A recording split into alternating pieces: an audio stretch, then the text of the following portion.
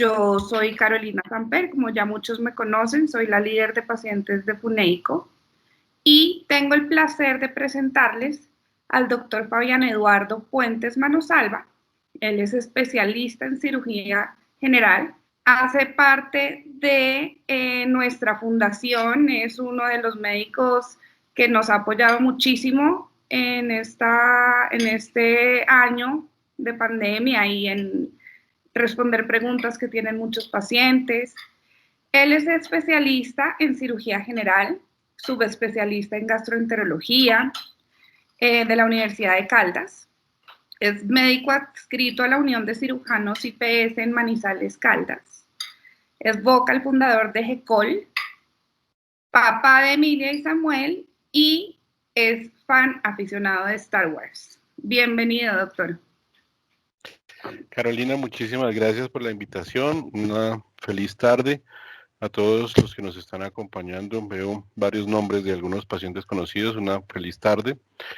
Me correspondió el honor de hacer el último webinar. Y como ya bien dijo Carolina, pues la idea de este webinar es hacer un recorderis de lo que es la enfermedad inflamatoria intestinal. La presentación es un poquito larga, pero porque pues el tema es largo, pero pues vamos a tratar de hacerlo de una manera que sea lo más amena posible. Bueno, y pues nada, empecemos porque lo que tenemos que charlar es larguito. Entonces, como ya les dije, trabajo aquí en Manizales, está haciendo anormalmente hoy un calor bastante interesante acá, generalmente el clima aquí es más frío. Soy cirujano general de la Nacional, después hice gastroenterología, mi subespecialización aquí en Manizales y me quedé acá. Y trabajo en la IPS de gastroenterología más grande del eje cafetero, que se llama Unión de Cirujanos. Nosotros manejamos inicialmente Manizales, pero desde el año pasado en una alianza estratégica se maneja Armenia, Pereira, el norte del Valle, algunos pacientes de Cartago. Y entonces, pues lo que necesiten de enfermedad inflamatoria intestinal, por aquí estamos a la orden, junto con el doctor Mario Jaramillo, que es nuestro compañero y colega en la enfermedad inflamatoria. Soy docente de posgrado desde hace 8 años de la Universidad de Caldas, del posgrado de gastroenterología. Y en Twitter me encuentran como Puentes Fabi. Y como ya dijimos, casi como una característica de muchos de los que estudiamos enfermedad inflamatoria intestinal, nos encanta mucho Star Wars. No hay ningún conflicto de interés para esta charla. Bueno, entonces empecemos con las definiciones. ¿Qué es la enfermedad inflamatoria intestinal? Es un proceso inflamatorio, como su nombre lo indica, multifactorial. Multifactorial es que hay muchos factores que lo están causando. Secundario a una respuesta inmunitaria inapropiada en un huésped que es genéticamente susceptible.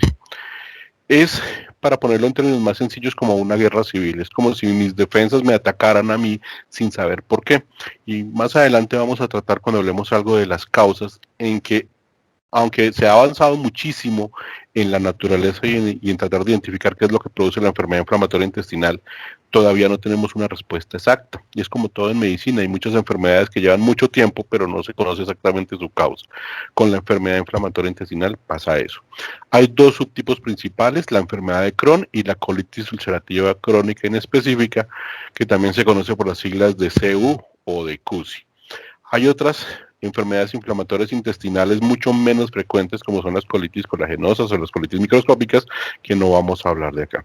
La enfermedad de Crohn, de hecho, sigue siendo en Colombia tan poco frecuente que hace parte del listado de enfermedades huérfanas. Entonces, ustedes van a ver que muchas veces hay problemas administrativos para la realización de muchos documentos, porque cuando hay una enfermedad huérfana hay que hacer una serie de procesos, desde el hecho de la notificación en el sistema de vigilancia, el Civigila. Entonces vamos a tratar de dar tips como para que eso administrativamente sea más fácil de ayudarles a ustedes. Enfermedad de Crohn. Se llama Crohn porque un doctor hace muchos años que la describió y entonces en honor a él se llama enfermedad de Crohn. No tiene un nombre específico, sino se quedó con esto que es el epónimo. El Crohn es una enfermedad panintestinal. Panintestinal significa que nos puede afectar desde la boca hasta el recto. Generalmente su afectación es focal, en un cierto punto asimétrica, y con dos características que son importantes, que es transmural, o sea, si tenemos el espesor de la mucosa, de la pared intestinal, el Crohn compromete casi generalmente todo el espesor, a diferencia de la colitis ulcerativa, que es solamente la superficie. Y también se caracteriza porque algunas veces genera granulomas. En unas fotos vamos a ver qué es el granuloma. La colitis ulcerativa también es un proceso crónico, o sea, estamos hablando de enfermedades crónicas. Enfermedades crónicas son las que llevan mucho tiempo, duran mucho tiempo, generalmente no se curan, sino se controlan. La colitis ulcerativa afecta generalmente en la mucosa y la submucosa y se limita generalmente al colon. ¿Hay muchas personas con Crohn? Pues sí, en Estados Unidos, más o menos a cifras de hace 2 años, había 1.4 millones de personas con Crohn, con dos picos de presentación, un pico en personas jóvenes entre los 15 y los 30 años y un pico en personas de más edad entre los 60 y los 80. La prevalencia entre nosotros, las personas en los países occidentales, es variada entre 5 a 50 por cada 100.000 habitantes. En Europa, esa prevalencia perdón, va entre 0.7 a 0.98, en Asia entre 0.5 a 4.2, en Sudáfrica, que son los únicos valores que hay de África, menor, de 0.3 a 2.6, y en América Latina teníamos los menores valores de incidencia, pero con estudios recientes, y estamos hablando de los últimos 2 años, que ya empezamos en muchos grupos, no solamente en Colombia, en Brasil, en México, se empezaron a recoger muchos datos, nos estamos dando cuenta que no estamos tan lejos de estos valores que tienen otros países. Entonces, estos datos ya no son exactamente los que manejamos en Latinoamérica. La enfermedad de Crohn es una enfermedad que es más común en las áreas urbanas que las rurales, de mayor prevalencia en estratos socioeconómicos altos, en las personas blancas, en las personas de alguna ascendencia judía y en mujeres. Nosotros podríamos decir, bueno, entonces probablemente en Colombia no es que vayamos a tener mucho Crohn, porque en Colombia todavía vivimos mucho en el área rural, nuestros estratos socioeconómicos, somos un país emergente, realmente no tenemos un gran, no somos tan blancos, poca ascendencia judía, pero ¿qué es lo que está pasando? Que no solamente estos factores hacen que haya más Crohn, estamos viendo que nuestros cambios de alimentación, nuestros cambios de hábitat, el haber salido del campo, el haber tenido algunas mezclas raciales, nos está haciendo que veamos más enfermedad de Crohn. La colitis ulcerativa, como ya dijimos, es más frecuente en Estados Unidos y en Europa, menos en Asia, África y Sudamérica. Sigue aún siendo la incidencia mayor que la enfermedad de Crohn. Su herencia es no mendeliana, o sea, no es, en palabras sencillas, no es tan hereditaria como el Crohn. Y cuando hay familiares cercanos, puede ir desde un 1 hasta un 30% de posibilidad de tener una colitis en la familia. Entonces, no es tan frecuente como en la enfermedad de Crohn. En este cuadrito estamos resumiendo las diferencias de presentación entre colitis y Crohn. Entonces, básicamente lo que ya dijimos, todavía en el mundo se presenta algo más de colitis ulcerativa. Los picos, como ya dijimos, se coinciden en ambos, entre 15 y 30 años el primer pico, 60 a 80 años. Es más frecuente en judíos, en blancos, en afroamericanos, en hispanos y en asiáticos. La colitis es muy similar en hombres y en mujeres. En Crohn es un poquito más en mujeres que en hombres. El tabaquismo hace unos años se decía que tenía un factor protector para la colitis, eso está en duda, en cambio en el Crohn sí hay riesgo. No tiene riesgo el uso de anticonceptivos en las colitis ulcerativas, en Crohn hay un riesgo relativo. Y lo que decíamos con respecto a la genética, es más frecuente que haya una asociación con la genética, con la herencia, en la enfermedad de Crohn que en la colitis. Bueno. ¿Y por qué se produce la enfermedad de Crohn? ¿Por qué se produce la colitis ulcerativa? ¿Qué se produce? Esa era una de las preguntas que se mandaron al chat. Primero que todo, uno tiene que estar de malas. Y eso en medicina generalmente lo llamamos predisposición genética, porque uno le tocó, ¿cierto? Hay muchas enfermedades que no se presentan, que son rarísimas, y de pronto Carolina, que maneja también cosas de enfermedades huérfanas, nos puede ayudar con eso. Las enfermedades huérfanas es porque le tocaba a uno, ¿no? Entonces, para tener enfermedad inflamatoria intestinal, hay que también tener una predisposición genética. Hay que tener factores del medio ambiente, entonces factores de los alimentos, factores de la microbiota intestinal, la flora intestinal, haber tenido algunas veces infecciones intestinales previas y fumar. Todo eso se mezcla, como cuando uno va a hacer una receta, empieza uno en la olla a echar ingredientes. Todo eso se va mezclando y si se junta frente a algo que es una permeabilidad aumentada del epitelio de la mucosa intestinal, el epitelio es esa capa superior como que me separa lo de afuera del intestino con lo de adentro. Si todo eso se me mezcla, empiezan a perderse las barreras del epitelio y aquí es donde empiezan a actuar una serie de sustancias que se producen en el interior de las células que desencadenan una respuesta de inflamación propia aumentada. Entonces hay varias teorías. Hay, por ejemplo, una teoría bacteriana, que la teoría bacteriana dice que el sistema inmunitario se sobreactiva. Así como, por ejemplo, hay niños que los pone uno a ver dibujitos animados y a la media hora ya están hiperactivos, o que les da un chocolate y el niño se pone hiperactivo. Imagínense que el sistema inmunitario se nos hiperactiva. Entonces, es como la mascota que tenemos y dejamos sola en la casa y ve pasando una mosca y empieza a ladrar, ve pasar un ladrón y ahí sí ya como que no ladra tanto, pero ve pasar algo sencillo y se activa. O llega uno a la casa y no lo reconoce y le empieza a ladrar. Entonces, esa teoría dice eso, que hay algunas bacterias que pueden hacer que se desencadene una respuesta de mi sistema de defensa aumentada. Son bacterias como el Mycobacterium, la Pseudomonas, la Salmonella, la Shigella. Esas Salmonella y Shigella son muy importantes, por ejemplo, en las intoxicaciones alimentarias. Entonces, algunas veces uno encuentra pacientes que estaban perfectamente y que se comieron un pedazo de pizza que llevaba 3 días en la nevera, les dio una crisis, fueron al hospital, les dijeron, esos son amibas, y 6 meses después siguen todavía con la diarrea y, oh sorpresa, no eran amibas, era probablemente una colitis que estaba debutando. Y lo otro es que no solamente es que haya algunas bacterias de más, sino que haya algunas bacterias de menos. Recordamos que en la flora bacteriana, en nuestra microflora que está allá, hay algunas bacterias que nos protegen de las infecciones. Entonces se ha visto que bacterias, que colonias bacterianas como de los firmicutes o de los bacteroidetes están en menor cantidad en los pacientes que tienen enfermedad inflamatoria. Lo que hablábamos de la barrera de la mucosa. Entonces, la barrera de la mucosa es esa cerca, es ese límite, es esa frontera que nos separa el mundo externo de nuestro mundo interno.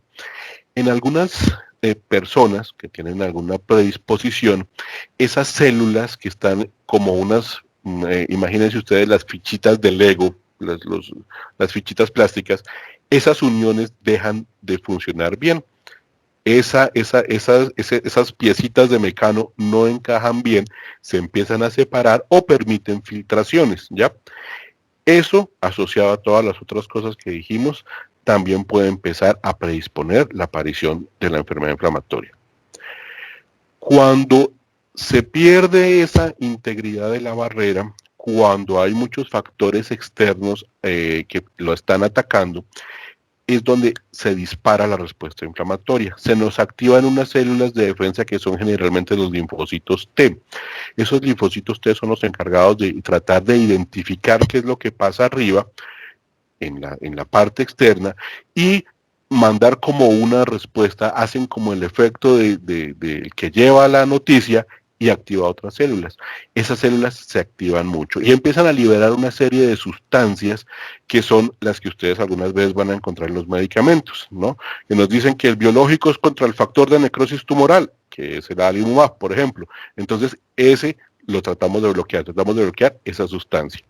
Por ejemplo, hay otras sustancias que se llaman las citoquinas, esas también se aumentan. Entonces, tratando de entender el tratamiento, es que los científicos que investigan este tipo de fármacos tratan de identificar ese camino, decir si yo puedo bloquear en este punto o si yo puedo bloquear en este punto la respuesta inflamatoria, podré mejorar al paciente, ¿ya? Bueno, hay otras sustancias, por ejemplo, que en los linfocitos T se producen, que son, como ya les decía, los que ayudan a pegar esas células. Esas son, por ejemplo, la integrina. Hay una integrina que es la alfa-4 beta-7 y la resalto ahí porque el mecanismo de acción de uno de los nuevos fármacos, que es el vedolizumab, actúa hacia ese nivel. Entonces, en este hermoso dibujito, me recordé cuando estaba haciendo la diapositiva de los dibujos de Viviana, que son una belleza. No, pues este no es una belleza, este dibujo no lo entiende sino el que lo pintó. Pero quiero resaltar es que en ese complejo sistema que hay de la respuesta inflamatoria, el paso importante que hay de estas células dendríticas, esas células dendríticas nos llevan la información de la parte superior y nos la van presentando a estas células de defensa. Hay muchos videos muy bonitos, eso no sé si ustedes recuerdan una película que se llama Hombres de Negro, que están como en el centro allá de los alienígenas y que hay un alienígena muy grande con muchos brazos tocando como un computador. Imagínense como una célula así, con muchos brazos, recibiendo mucha información y presentándosela a otras células de la defensa. Bueno, ¿y qué encuentran? ¿Qué alteraciones se encuentran cuando nuestros médicos toman las biopsias y se los manda el patólogo? Empecemos por la colitis ulcerativa. La colitis ulcerativa en la mitad de los pacientes aproximadamente solo compromete el recto y el sigmoide, o sea, si inflama el recto es una proctitis, si inflama el sigmoide es una sigmoiditis o una colitis limitada al sigmoide.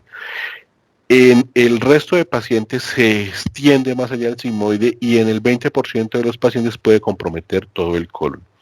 A diferencia del Crohn, que el Crohn, como ya dijimos, es como parches, como jaspeado, la colitis sí generalmente tiene un compromiso continuo, ¿ya? Y en algunos pacientes puede coger la parte final del intestino delgado, pero no es lo más frecuente.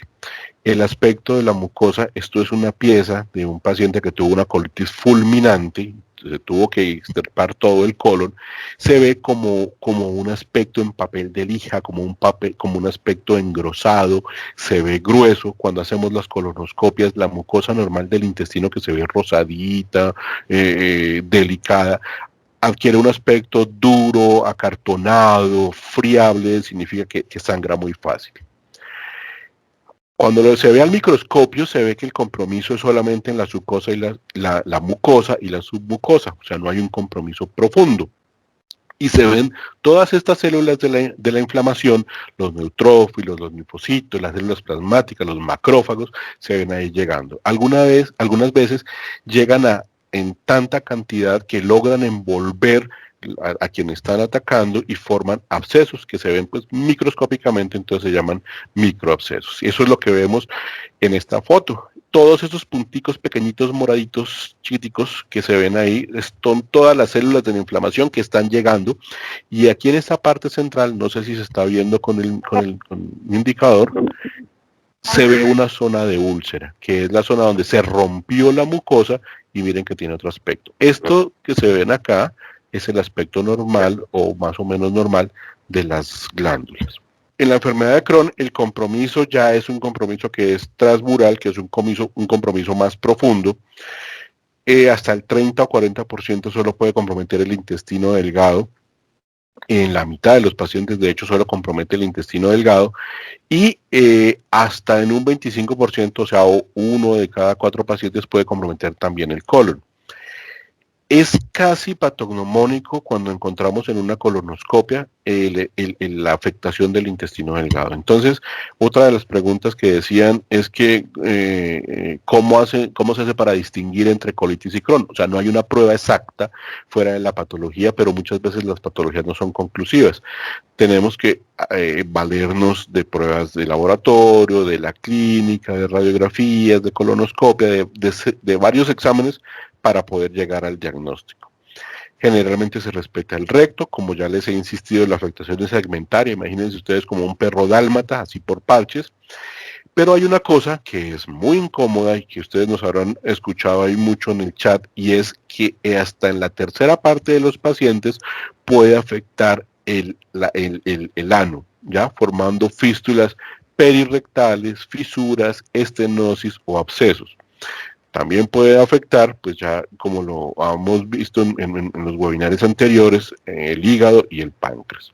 Entonces, este es el aspecto de un paciente con un Crohn que evidentemente se respetó el recto, pero que un poco más arriba tenía un compromiso transmural. Se ve aquí toda la pared comprometida y se ven algunas formaciones de pólipos y de pseudopólipos. Al microscopio se ven úlceras, se ven abscesos, se ven granulomas en casi todas las capas del intestino. Además, esos granulomas se pueden ver en los ganglios, en los tejidos que cubren el intestino alrededor, en el hígado y en el páncreas, y son generalmente los que hacen el diagnóstico. Desafortunadamente no son tan frecuentes como uno los quisiera ver. Bueno, entonces, como ya veíamos también en la otra, un compromiso transmural y el acúmulo de las células inflamatorias. Bueno, vamos a cambiar de tema. Esta foto es del Oceanario de Valencia. En Valencia, la doctora Viviana tuvo la oportunidad de estar allá en el servicio de inflamatoria en el Politécnico de la Fe. Nosotros también hace ya algunos años tuvimos la oportunidad de conocer allá. Algunos de nuestros pacientes han estado también allá en Valencia. Es una ciudad hermosísima y con un grupo de enfermedad inflamatoria que nos ha enseñado muchísimo a nuestro grupo de GECOL.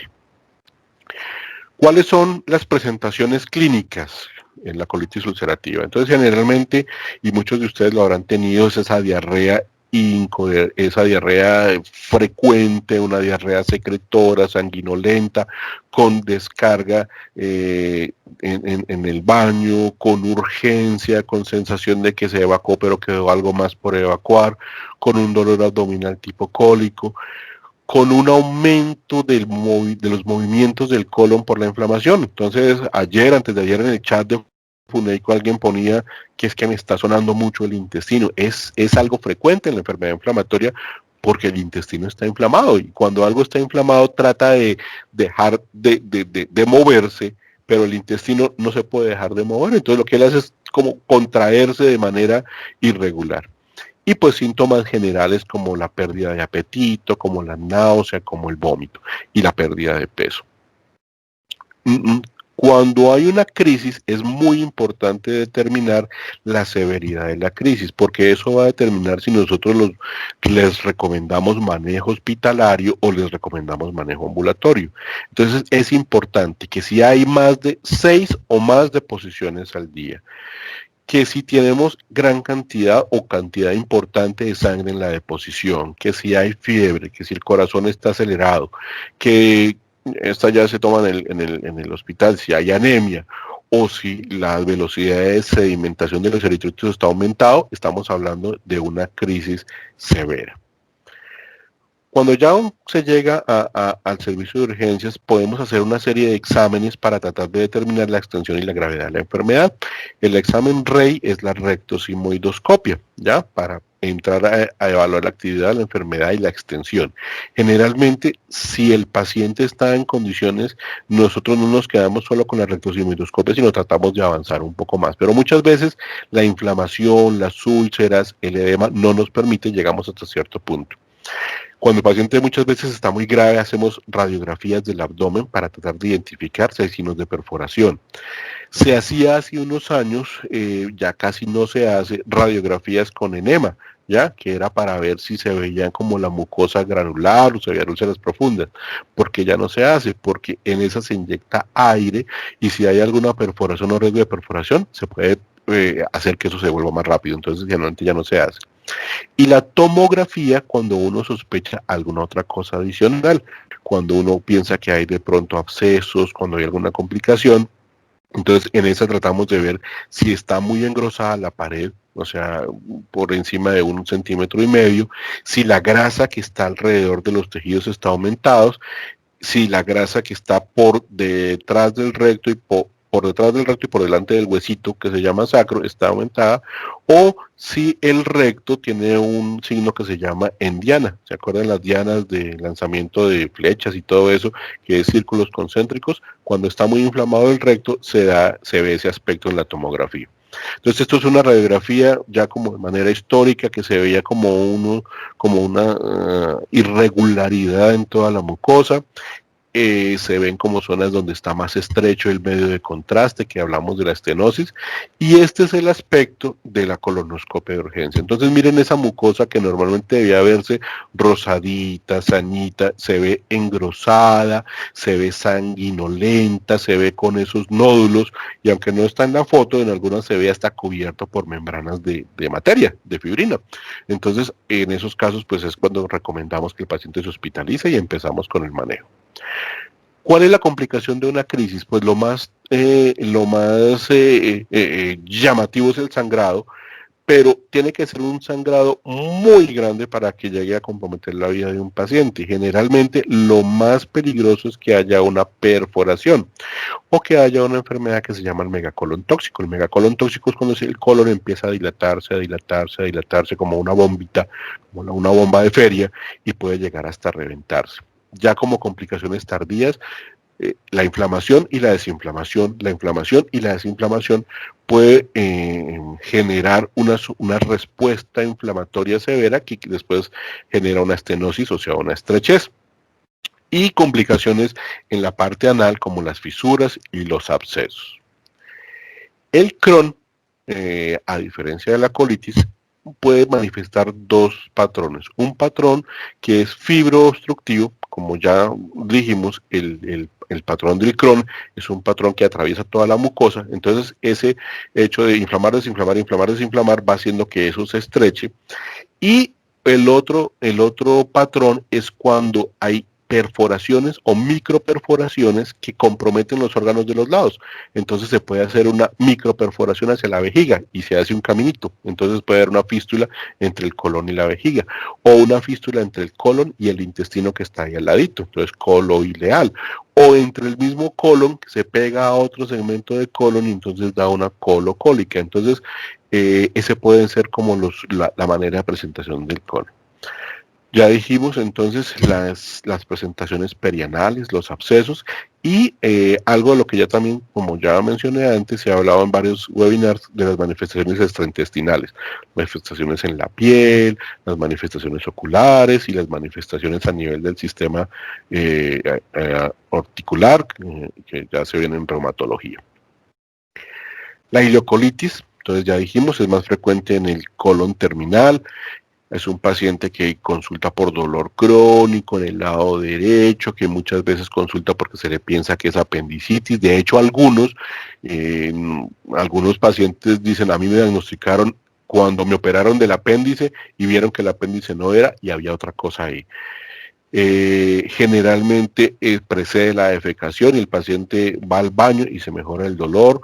Puede haber como una fiebre ahí, como que sí, como que no, una pérdida de peso, pero algunas veces cuando eso se revienta o está muy inflamado, se puede encontrar como tal una masa a ese nivel.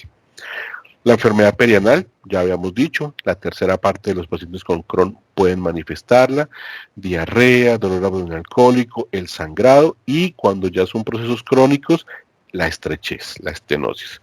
Entonces estas son imágenes de la enfermedad perianal. En la parte superior de la imagen que estoy señalando se ve el orificio de salida del drenaje, una pobre colita muy inflamada con bastantes cicatrices. Al igual que la colitis ulcerativa, hacemos algunos estudios de imágenes. Siempre nuestros estudios reyes son la colonoscopia. En las radiografías generalmente no se hacen. En la tomografía ya el engrosamiento se ve que es mayor a 1,5 cm.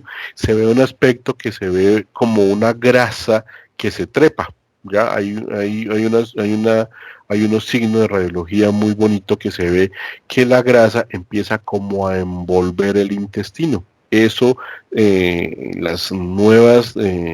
hay muchas investigaciones nuevas con medicamentos para que se parece que esa grasa trepadora, esa grasa que se está ahí envolviendo el colon, tiene que ver mucho con la fibrosis. Si logramos bloquear que esa grasa no se trepe, probablemente mejoraremos la fibrosis, pero son cosas que están investigándose.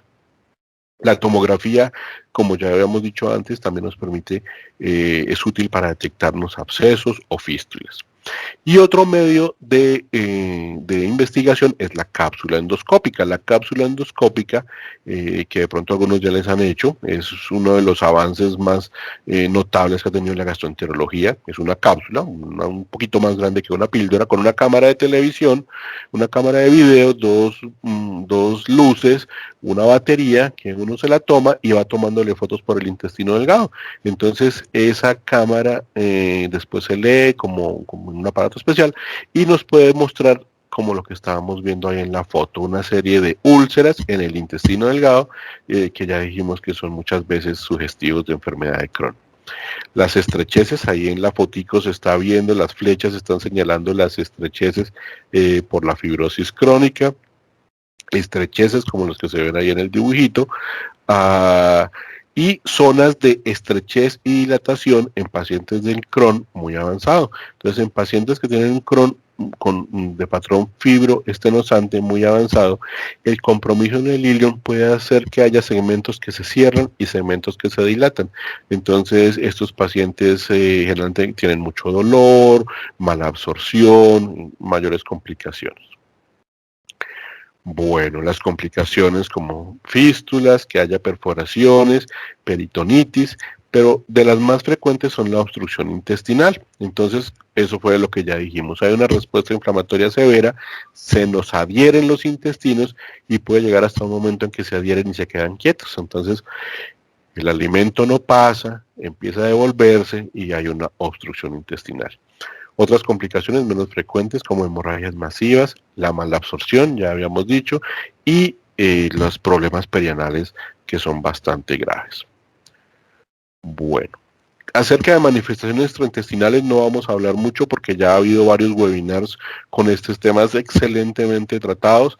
Recordar que puede haber disfunción en el hígado, colangitis esclerosante, nuestros compromisos articulares, la espondilitis anquilosante, la sacroileitis, casi en un 65-70%, el eritema nodoso, el pioderma gangrenoso, que son esas manifestaciones en la piel, y las manifestaciones en los ojitos, la epiescleritis, uveitis, iritis, conjuntivitis y demás. Bueno, entonces, otro cuadrito ya para cerrar esto. Recordemos, sangrado masivo muy importante, generalmente más de la colitis que del Crohn. Moco, generalmente más de la colitis que del Crohn. Síntomas generales, generalmente más frecuentes en el Crohn que en la colitis. Dolor, generalmente más frecuente en el Crohn que en la colitis. Las masas abdominales no son frecuentes en la colitis, sí pueden encontrarse en el Crohn.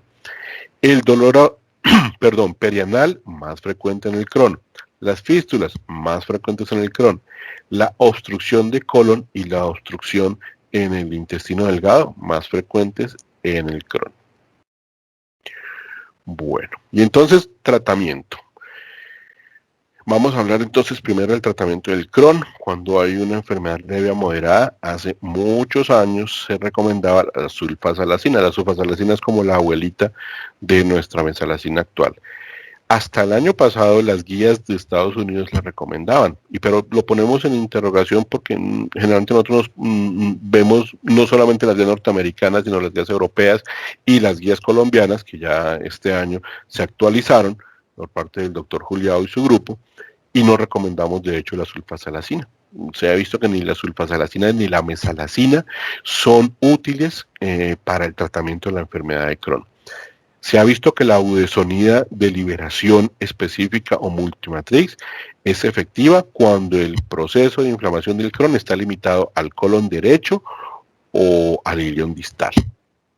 Cuando ya la enfermedad es moderada severa, generalmente hay que estar hospitalizados y ahí empezamos con uno de los dolores de cabeza, que son los esteroides. Generalmente usamos la prednisona, prednisolona o metilprednisolona, prednisona y su familia para el manejo de la inducción y remisión de síntomas. Pero, y esto es importante que a todos nos quede claro, tanto médicos como pacientes, como todos los que estamos acá, No se recomiendan los esteroides para el manejo de mantenimiento. Es una recomendación que tanto las guías norteamericanas, las guías europeas y las guías colombianas lo dejan bien clarito. Los esteroides no se deberían usar para mantenimiento ni en enfermedad de Crohn ni en colitis. Otros medicamentos como los inmunomoduladores, esa palabra no es fácil, como la cetoprina y la mercaptopurina, son efectivos cuando se retira el esteroide, ¿ya?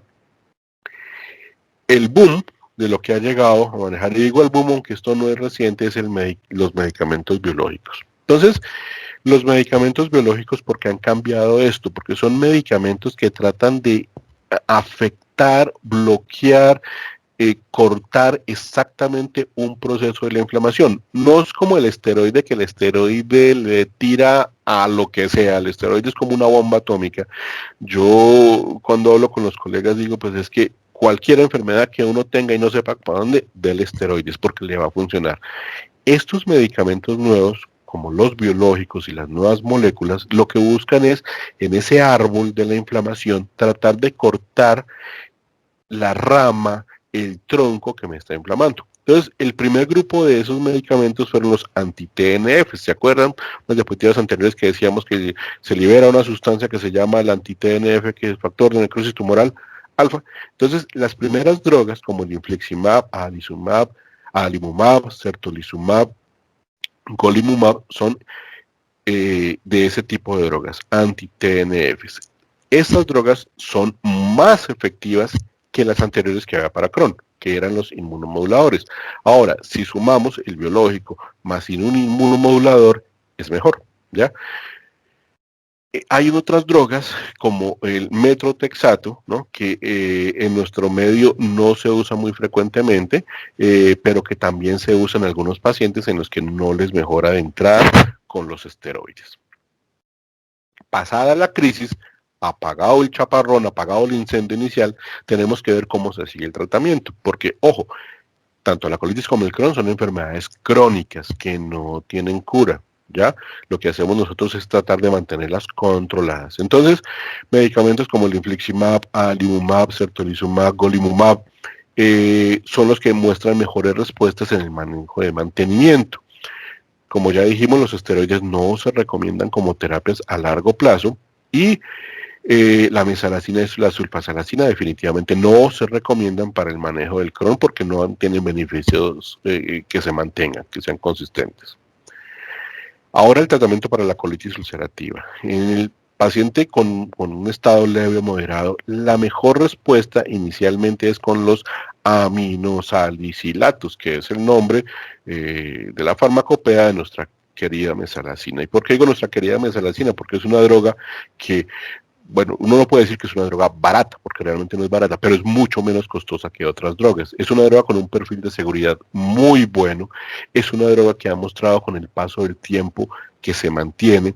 Entonces, es la manera ideal es poderlo tener solo con mesalazina. Si un paciente puede estar solo con una monoterapia en colitis ulcerativa, uno podría decir que sería la mesalazina. Hay que recordar que la mesalazina actúa a nivel tópico.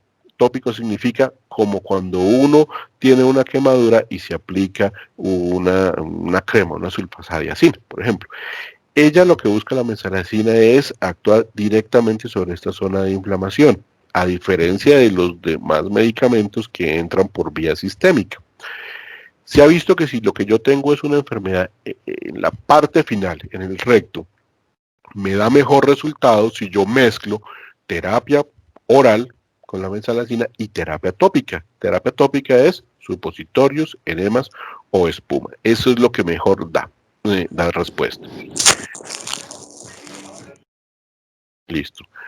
Bueno, entonces, como ya decíamos, aminosalicilatos tópicos y orales dan mejor respuesta.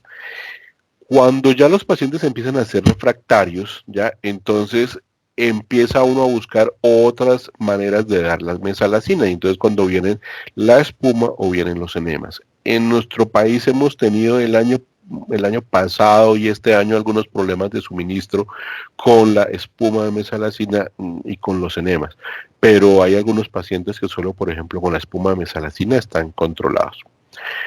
El mantenimiento, entonces, como ya decíamos, si uno idealmente puede estar controlado solo con las tabletas de mesalazina o con los enemas es mejor. Entre menos droga pueda tener uno, pues es mejor. Y se puede mantener la remisión. El problema que puede llegar acá es cuando esas medidas fallan. Entonces, cuando esas fallan, ya la cosa se nos empieza a poner más seria. Tenemos que buscar inmunomoduladores, como ya vimos, generalmente el más usado en nuestro medio es la azathioprina, o podemos algunas veces terminar en medicamentos biológicos. Infliximab, que fue el primero, adalimumab, que fue de los segundos que llegó. La ventaja de la adalimumab, como muchos de ustedes se lo aplicarán, es que es aplicación subcutánea, se lo aplica al mismo paciente. Y ya tenemos dos medicamentos nuevos, o sea, nuevos estamos hablando de hace 3, 4 años en Colombia, que son el vedolizumab y el tofacitinib, que es el nuevo chico en la cuadra, que es el tofacitinib, que tiene una ventaja de que es un medicamento oral, es un medicamento que se lanzó a mitad de año aquí en Colombia y que estamos aprendiendo mucho de los reumatólogos porque ellos tienen mucha experiencia con ese medicamento. Ya cuando el paciente ya no está leve, sino ya ha estado moderado severo, hay que generalmente iniciar no solo con la mesalazina, sino también con inmunomoduladores y muchas veces uno puede tener que terminar dando de manera aguda biológicos y el que se recomienda ahí generalmente es el infliximab, pero afortunadamente no es lo más frecuente. Y bueno, ¿y cuándo la cosa puede ser tan seria que tenemos que llamar a nuestros amigos coloproctólogos? Tenemos que llamar al doctor Nairo, decirle, doctor Nairo, ayúdeme, doctor García Duperli, doctor Juan Ricardo, por favor, denme una mano. Cuando llegamos en una colitis fulminante, o sea, cuando hay ese sangrado, distensión, vómito, el paciente en shock, cuando hay el megacolon tóxico, cuando hay un sangrado masivo, cuando hay lesiones en la colonoscopia que le dejan a uno las dudas si son buenas o malas, entonces hay que prevenir que en cualquier momento nos vaya a dar cáncer, cuando hay cáncer como tal, o cuando las manifestaciones extraintestinales son demasiado severas. En Crohn, como ya habíamos dicho, en algunos pacientes que tienen obstrucción intestinal terminarán operados. Los pacientes que tengan abscesos, con fístulas internas, lo que les contaba de colon con colon o colon con ilion, y generalmente las mismas anteriores, colitis fulminante, megacolon, perforación en grado masivo. Hay otra pregunta por ahí que decían, doctor, yo tengo mayor riesgo de que por tener enfermedad inflamatoria intestinal me vaya a dar cáncer colorectal. Sí, la verdad es que sí. Si yo pudiera medir desde el año 0, que me hacen el diagnóstico, hasta 40 años más tarde, ¿ya?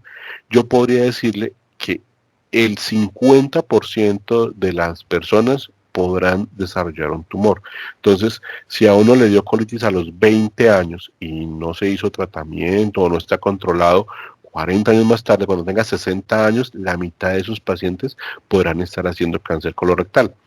Estos valores han cambiado, cada vez son menores. ¿Por qué? Porque drogas, por ejemplo, como se ha demostrado que usándolas de manera continua disminuyen el riesgo de cáncer.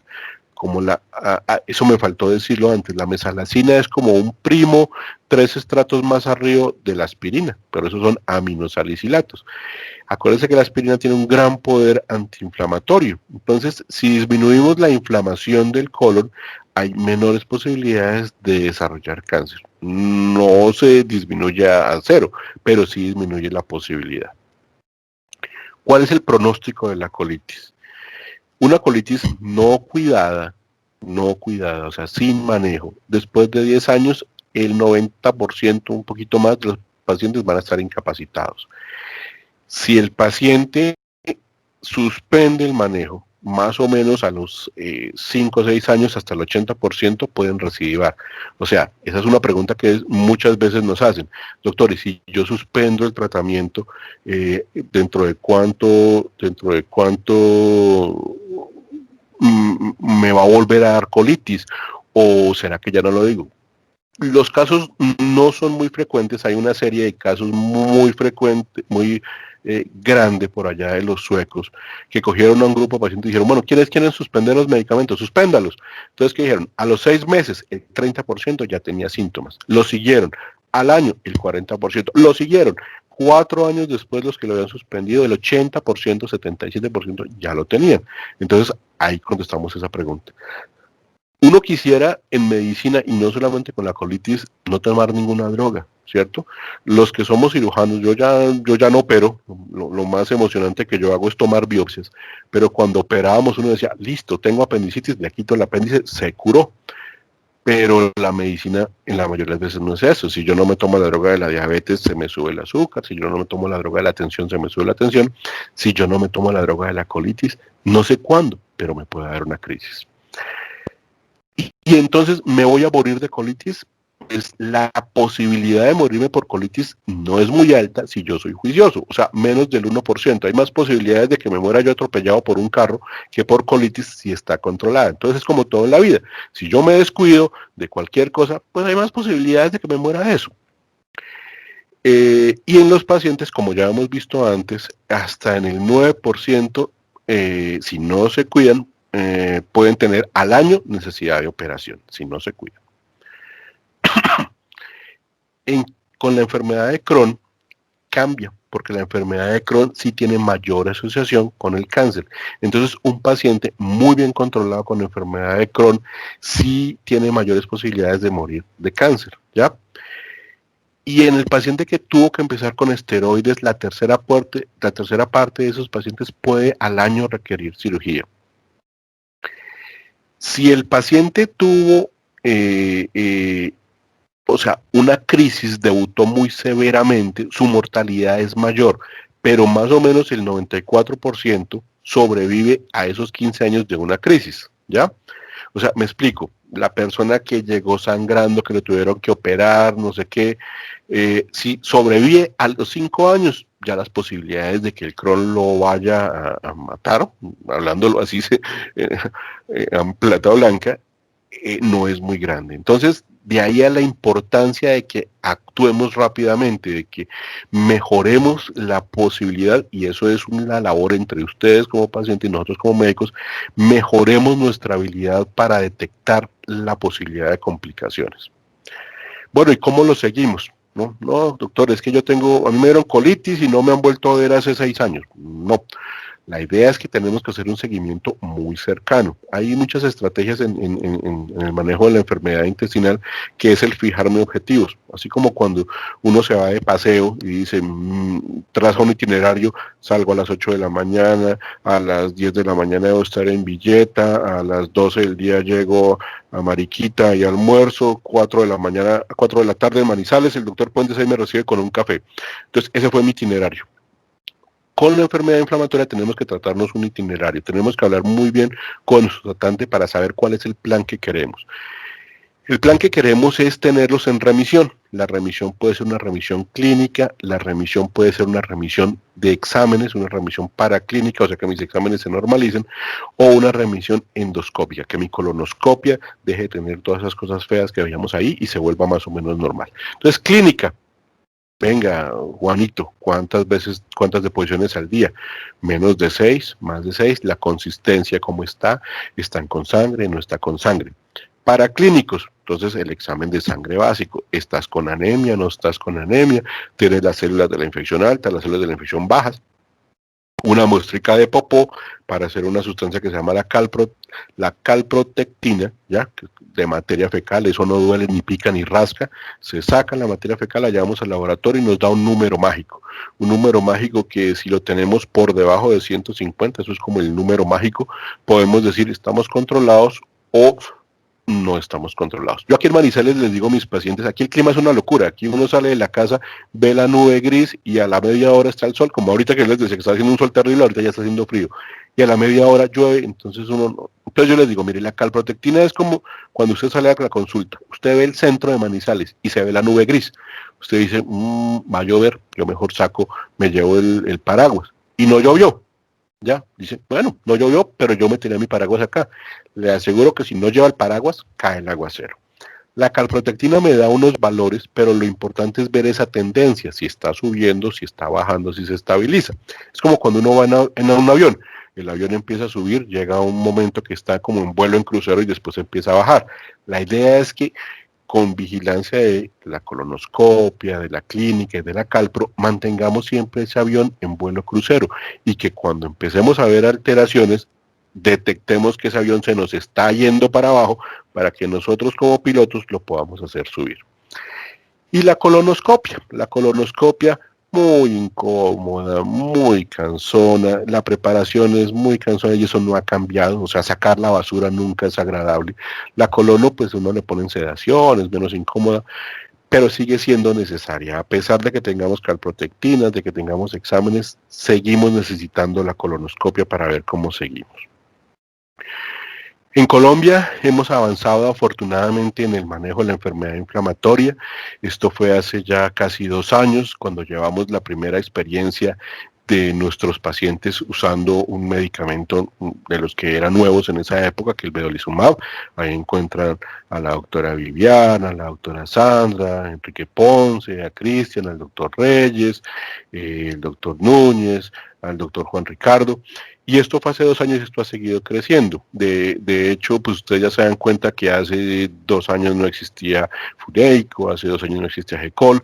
Hemos seguido como el ejemplo de nuestros hermanos mayores, de nuestros maestros, y nosotros somos padawans de nuestros hermanos españoles que nos han permitido mejorar cosas como esta que estamos haciendo, que es educar.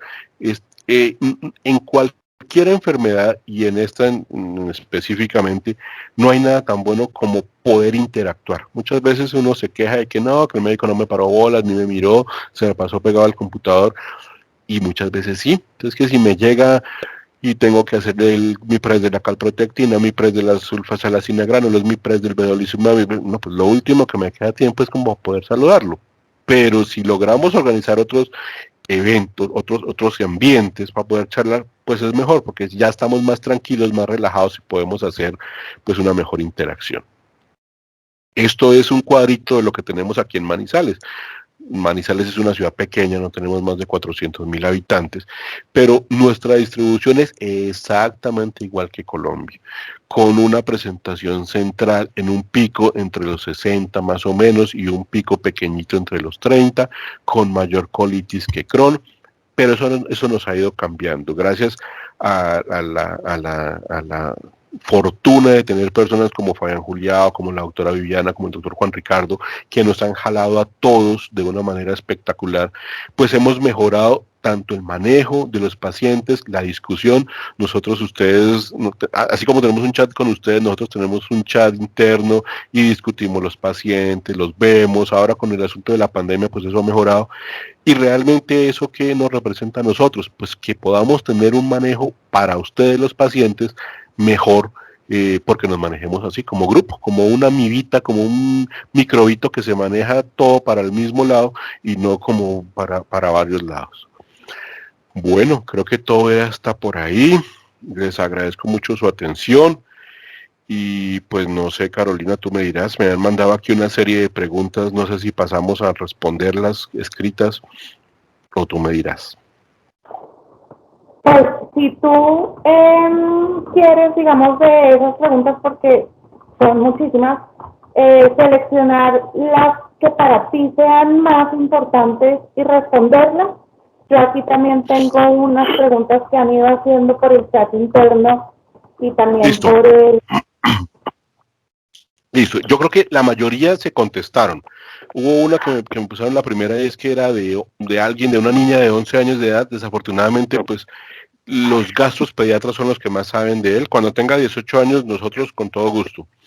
Bueno, lo que nos preguntaban que si tenía cura la enfermedad, ya lo explicamos, es una enfermedad crónica, no tiene cura, pero sí estamos cerca del control completo. Lo de la recaída, ya lo explicamos. Bueno, aquí hay una muy interesante. Hay una paciente que tiene tratamiento biológico con adalimumab y que tiene un procedimiento odontológico, le van a sacar las cordales, que si tiene alguna implicación. Bueno, hace unos años, cuando había cualquier tipo de cirugía en un paciente con enfermedad de Crohn o con colitis, sus médicos, entonces digamos que a la señora le iban a quitar la vesícula o al señor le iban a quitar, reducir una fractura. Entonces le decían, no, suspenda esa droga biológica porque es que eso es una cosa muy terrible y eso le baja muchísimo las defensas y tal. Entonces, ¿qué pasaba? Suspendían el biológico, le hacían la operación, pero le venía la crisis en el posoperatorio. Entonces, había una complicación y se asumía que era por el biológico. Pues ya estudios a largo plazo, a largo tiempo, se ha visto que no es necesario suspender medicamentos biológicos en el caso de cirugía, que las tasas de infección y de complicación son similares a cuando no hay biológico. Entonces, nada. Bueno, hablamos ya de que la idea es llegar a un punto en que se sea la menor cantidad de medicamentos, pero que esté controlada la enfermedad. Dice aquí alguien, si me encuentro en remisión de la colitis ulcerativa e inician algunos síntomas, debo buscar inmediatamente atención. Entonces nosotros decimos que sí. Es la importancia de lo que estábamos hablando, no esperar a estar complicados para decir tuve que ir, no, es tratar de ver la nube gris en el panorama, en el horizonte y poner la sombrilla ahí al lado. Que por qué da la enfermedad de Crohn, ya lo explicamos ahí en la charla. Hace 8 días hablaron una excelente charla de nutrición, entonces pues ya las preguntas aquí de nutrición quedaron ahí. Que si esta enfermedad causa la muerte, entonces eso lo acabamos de hablar ahí muy poquito. Generalmente la enfermedad como tal no, pero las complicaciones sí. Hay una cosa aquí que cómo es la relación cerebro e intestino. Eso es una pregunta demasiado importante.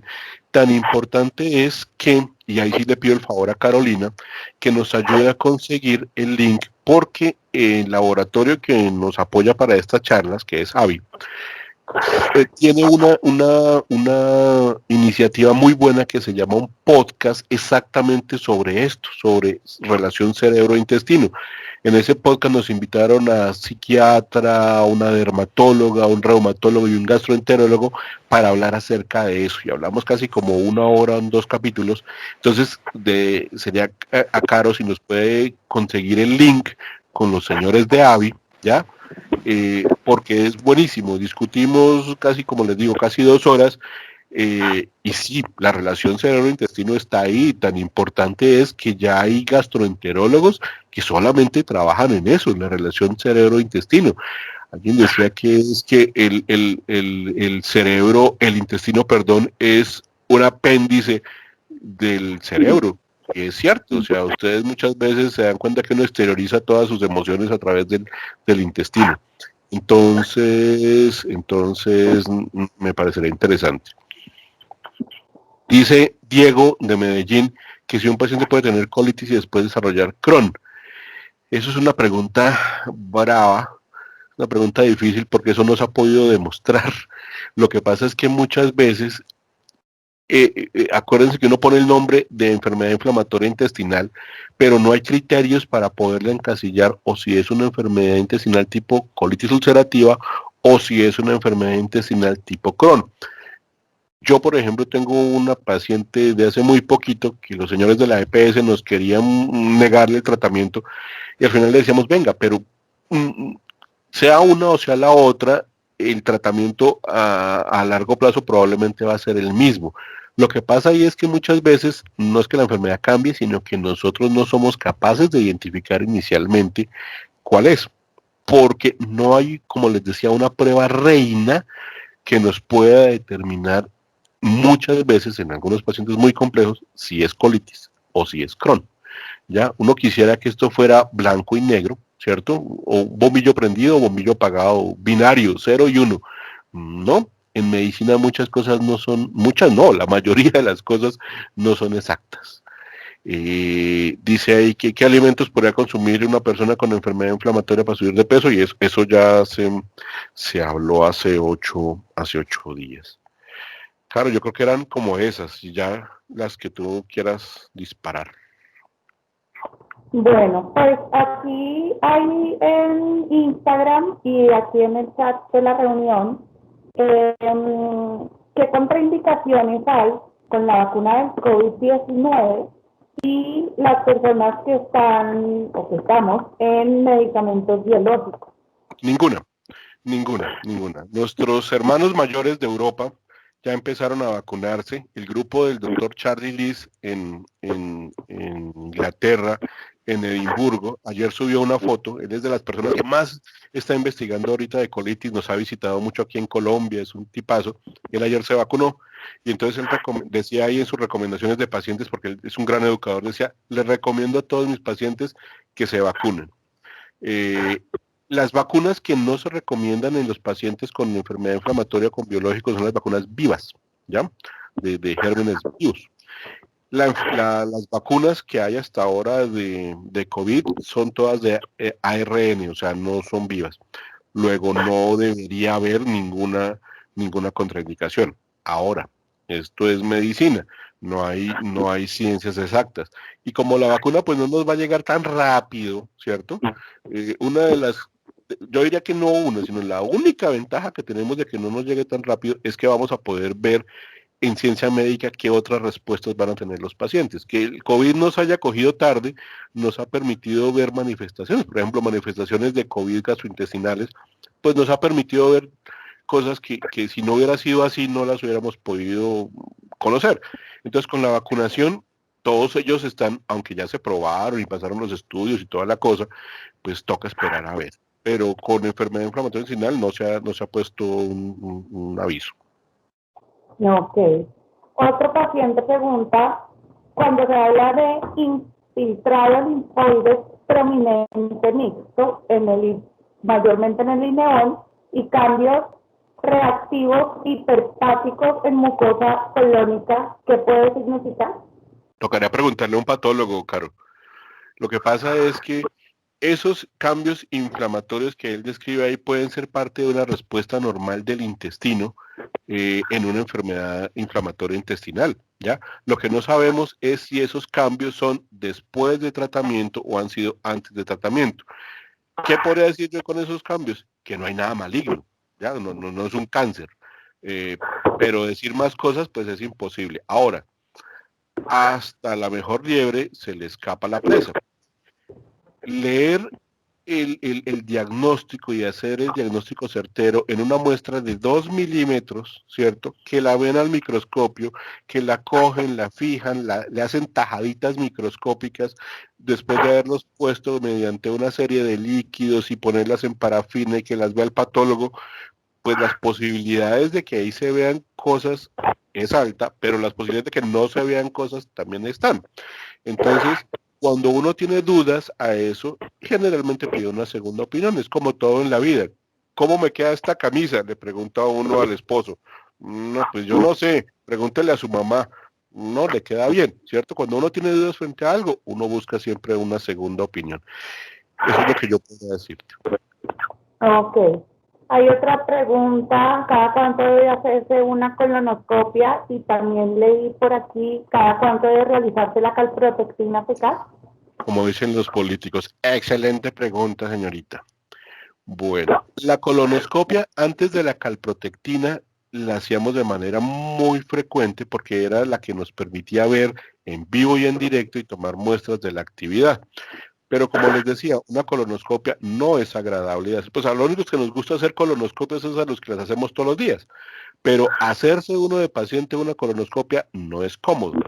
Entonces, la recomendación es que se haga según lo que el médico le esté diciendo. Cuando se encuentran lesiones malignas o premalignas, esos tiempos cambian, pueden ser hasta de 3 a 5 años.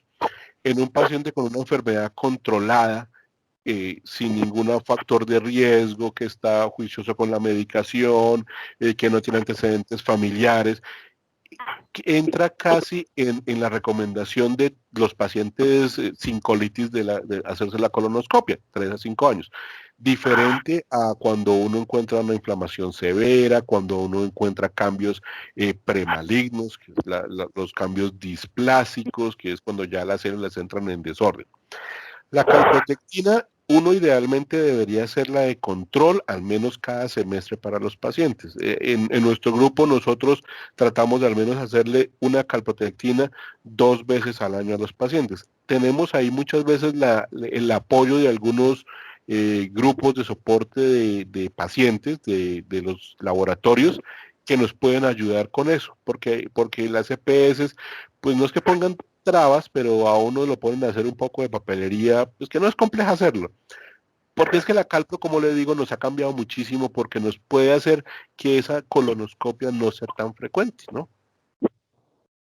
Ok, perfecto.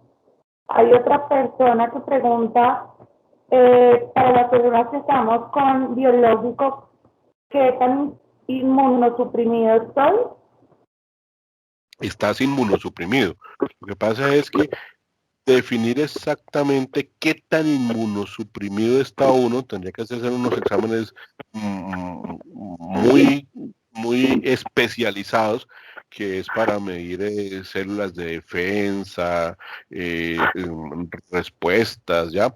Pero generalmente un examen, como el cuadro hemático, me dice si mis células, mis linfocitos, que son mis células de defensa, están en un rango aceptable. Si esas células están o muy bajas o muy altas, eso ya son signos de alarma, entonces ya toca ver qué es lo que está pasando. Hay otras células que no tienen que ver directamente con las defensas, sino con la coagulación, que son las plaquetas, que en algunos pacientes, esas tienen que ver es con la formación del coágulo cuando uno se corta, que en algunos pacientes se les puede bajar tanto por la enfermedad como por la medicación. Entonces, aunque no tienen que ver con la defensa como tal, es importante estar chequeándolas. Pero sí, hay que tener en cuenta que el paciente con colitis y con Crohn, solito, está inmuno, o sea, tiene sus defensas bajas, ¿ya? Y si tiene biológico, también las tiene bajas. Pero entonces dice, bueno, pero entonces voy a tener mis defensas normales, suspendo el biológico. Claro, mis defensas normales suben y dicen, cierto que usted tenía colitis, ataquémoslo nuevamente, ¿cierto? Entonces, no tiene biológico, pero se le reactiva la colitis. Y eso es mucho más problemático. Ok. Bueno, ¿qué tan bueno es hacerse una colonoscopia cada 6 meses? Pues mi médico me ha realizado el examen en estos periodos. Lo que pasa es que es lo que ya venimos hablando. Si la colonoscopia anterior fue de una calidad inadecuada es que la preparación no fue aceptable, ¿cierto? Y entonces me encontraron mucha materia fecal, aunque me habían hecho toda la colonoscopia, no fue de buena calidad. Lo otro, nosotros calificamos cada vez que alguien hace colonoscopia, le pone una calificación de Boston, porque en Boston se inventaron eso, y le pone un puntaje de 0, que es nada de preparación, hasta 3, que es perfecto. El puntaje lo pone uno por los segmentos, el segmento derecho, el segmento transverso, el segmento izquierdo, suma 3 más 3 más 3. Si le da 9, fue la colonoscopia del Señor Jesucristo. Perfecta, ¿cierto? Si le da por debajo de 6, generalmente consideramos que es una colonoscopia con una preparación inadecuada. Entonces, algunas veces, cuando hay dudas frente a esa anterior colonoscopia, pues se recomienda. Lo otro es cuando se toman muestras y salen cambios, como ya les decía antes, como cambios que sugieran premalignidad, ¿ya? Que no se encontró un pólipo, sino se hacen biopsias aleatorias y se encuentran cambios de malignidad, de premalignidad, perdón, entonces ahí se recomienda. Lo otro, cuando la colonoscopia me la hizo alguien en quien no confío, ¿cierto? Si a mí, por ejemplo, con todo cariño y todo respeto, yo trabajo en un centro universitario donde formamos residentes, donde tenemos aparatos de alta tecnología, pero me llega una colonoscopia que hacen en un pueblo de 10.000 habitantes, que alguien que no tiene título de gastroenterólogo o de cirujano colorectal y que uno se da cuenta que no fue bien hecha, pues uno no puede tomar decisiones con una colonoscopia que uno no sepa que tiene una buena calidad. Entonces, eso puede hacer que a uno se le acorte el tiempo. Lo que ya dijimos, que no fue completa, que no se pudo revisar sino el colon izquierdo porque estaba mal preparado. Eso. Pero eso ya son casos muy puntuales, ¿no? Habrá que revisar la indicación de hacerlo cada tan corto tiempo porque no es lo frecuente que tan se hagan. O lo otro es que haya empezado tratamiento biológico recientemente. Muchas veces uno hace una colonoscopia, la encuentra terrible, con mucha inflamación, empieza el tratamiento, y entonces uno la pide la colonoscopia en un periodo corto para poder revisar si está sirviendo o no sirviendo el tratamiento. Ok. Aquí hay una pregunta, de hecho quiero felicitar a una de nuestras pacientes de Funeico que está embarazada. Ella pregunta qué pasa si tengo enfermedad de Crohn y me acabo de enterar que estoy embarazada y tengo el virus del COVID. Bueno, le estaba diciendo que eso fue un combo completo. Crohn, COVID y embarazo. Bueno, si ya está pasando el COVID, pues lo primero es que maravilloso, salimos bien del COVID. ¿Qué se sabe del COVID y colitis y Crohn? Que se comporta como una colitis posinfecciosa, se pueden desarrollar crisis más frecuentemente que si no hubiera una enfermedad. Con respecto al embarazo y el Crohn, no es una contraindicación, o sea, el embarazo puede llevarse a término. Habría que ver si está con tratamiento biológico, dependiendo del tratamiento biológico. No hay tampoco contraindicación para suspender el tratamiento biológico, como pasaba muchas veces, que le decían a los pacientes con colitis o con Crohn, suspenda el tratamiento. No, se sabe evidentemente que no es necesario suspender el tratamiento biológico para el embarazo. Hay biológicos que tienen mejor respuesta, hay un biológico, ¿no?, que tiene mejor respuesta en mujeres embarazadas. Mejor respuesta me refiero a que tiene a largo plazo menor posibilidad de efectos secundarios. Lo importante ahí que es que probablemente su ginecólogo pues necesite el apoyo de un gastroenterólogo y de un infectólogo. O sea, el manejo multidisciplinario tiene que ser una cosa muy importante. Esos tres doctores tienen que sentarse a tomarse un café virtual para hablar acerca del caso. Yo recuerdo muy cercanamente el caso de una paciente que no la veo por aquí, la voy a regañar. No está Cristina, aquí de Manizales, que cuando su bebé ya tiene como 4 años, fue de los primeros casos que tuvimos aquí, y entonces con los ginecólogos era un tira y afloje, porque ellos a suspender el tratamiento y nosotros a ponérselo. Y realmente la que terminó salvándola, digo yo a ella, fue su bebé, porque hizo una amenaza de parto pretérmino, y entonces los ginecólogos le pusieron esteroides, y el efecto secundario fue pues que se le controló la crisis, ¿cierto? Porque el riesgo principal en una mujer embarazada no es la medicación, sino el desarrollo de una crisis que pueda poner en riesgo su gestación, ¿ya? Ah, es importante que si ella está entrando ahorita en el embarazo, revise muy bien cómo están sus niveles de hemoglobina, que su esquema de vacunación esté perfecto, porque la idea es entrar de embarazo con la enfermedad controlada. Los desenlaces no tan buenos es cuando se entra con la enfermedad no controlada. Y nada, adelante con su embarazo y felicitaciones. Bueno, pues veo que son todas las preguntas. Hay una que pues realmente no es pregunta que hicieron por Instagram. Ella dice, en Venezuela no tenemos mesalacina, solo azapril. Me cuido la alimentación sin lácteos, gluten, ni cítricos, ni nada que de gases. ¿Cómo identificar una fisura?